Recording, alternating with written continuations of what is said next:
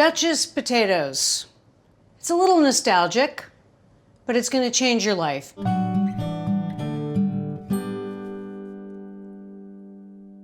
It is the only mashed potato recipe that you can make in advance. Turns into a sort of potato souffle thing. I don't know how it works, but it's absolutely stunning. So what I did was I boiled some russet potatoes until they're completely soft, and then I peeled them. I'm gonna just peel one. So this was, I was looking up like potato recipes kind of. This is useless because it's so soft. I'm just gonna peel it quickly like this. And I found this recipe and I was like, oh yeah, I remember Duchess potatoes. Okay, so these are peeled. So look at them for any brown spots or black spots. So we're gonna use this, which is a ricer. It's basically a potato masher. Cut your potato in half, and you can do this all in the same bowl. You put the potato in the ricer, flip the thing down, and press it.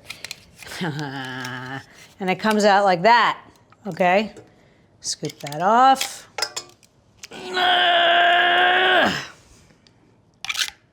You could make this with the skins on, but it's a kind of a refined dish. It's a little better if it's all white than if it has, but you could do it with the skins on. Here are riced potatoes. They're very fluffy already, so that's a good sign. What we're gonna do is basically mix this all in the same bowl. I'm gonna put my 5 egg yolks in here. I think we did egg separating already, right? This is what makes it fluff up, I think. I don't know. I don't know how it works, but man, does it work. 1 1/4 cups of heavy cream, some melted butter. I didn't say it was calorie-free. We want some salt in there, and about 3/4 cup of sour cream. This is the recipe.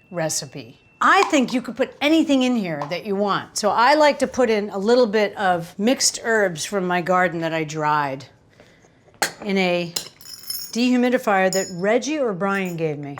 Brian gave it to me. So these are from the garden. So I'm gonna put a little bit into the liquid ingredients. It makes it a little more fall-like, you know. Mix this all together. Okay, I'm gonna put a little bit of pepper in here.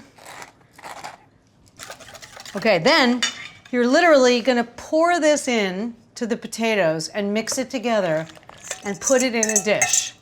You're done. And the amazing thing is you can make this on Christmas Eve and you can put it in the refrigerator. You can leave it overnight and then you can crisp the top the following morning. So the pan that I'm putting it in now is the pan that we're gonna serve it in. So you wanna have consciousness of that when you select your pan. So it's kind of thick. This will completely blow your friends' minds. You can't figure out what it is, if it's a potato souffle or what is it? It's as light as air. Light as a feather, fast as, what is that? Stiff as a board, that's right. I used to get scared the crap out of me when I was a kid, and the girls would want to do levitation and stuff like that. I don't believe in any of that shit, but it was creepy. You remember that, ladies? I don't think boys did levitation. Okay, now, the other thing you can do with Duchess potatoes, if you're super ambitious, is you can put it in a pastry bag and pipe little sort of meringues of it, and it will crisp up into a beautiful thing. I'm just gonna taste this. Oh, it has raw eggs, don't taste it. Trust me, you're gonna be fine. Make sure it's seasoned. Delicious. Could use a tiny bit more salt. Put a little more pepper. What they want you to do in France is make a design on the top, okay? Don't be afraid. You can do it. So what you do is you just take your spoon and you make a scallop design on top. See what I'm doing?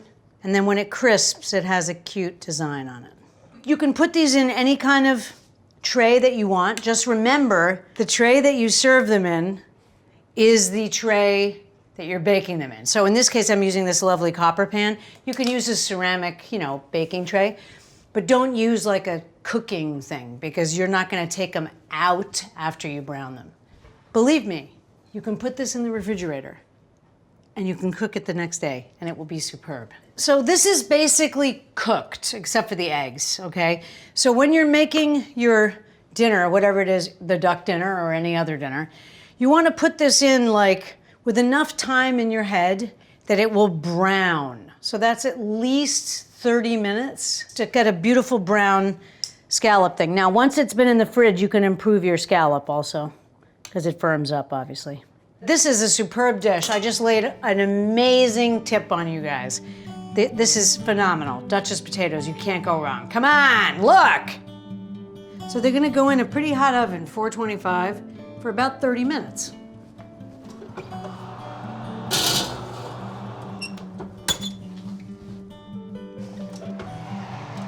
All right, here they come. Look at that. Appreciate it. That's amazing. And you can't, I don't know if you can tell, but it's souffled around the edges. Anyway, it's a perfect dish for friends. And in fact, I guess you could make, if you could bring this to a party and just reheat it, but I would bring it like this and then reheat it. It's superb. I cannot speak more highly of Duchess potatoes.